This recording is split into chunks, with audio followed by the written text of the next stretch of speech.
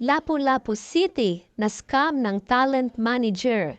Inamin ni Lapu-Lapu City Mayor Junard Ahong Chan na nadinggoy ang syudad ng isang individual na nagpakilalang may koneksyon sa mga singers na sina Yeng Constantino at TJ Monterde. Bago ito, inanunsyo ng Lapu-Lapu City na mapapanood sina Yeng at TJ sa concert na inorganisa ng lokal na pamahalaan para sa taunang piyesta sa ika-21 ng Nobyembre.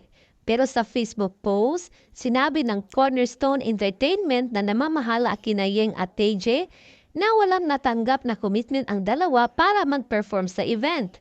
Klinaro rin ng Cornerstone na hindi konektado sa kumpanya ang individual na kinausap ng Lapu-Lapu City para kunin ang services ng dalawang singers. Ayon kay Chan, nakapagbigay na sila ng down payment sa scammer. Pinaghanap ngayon ang suspect at sasampahan ng kaukulang reklamo, dagdag ng alkalde.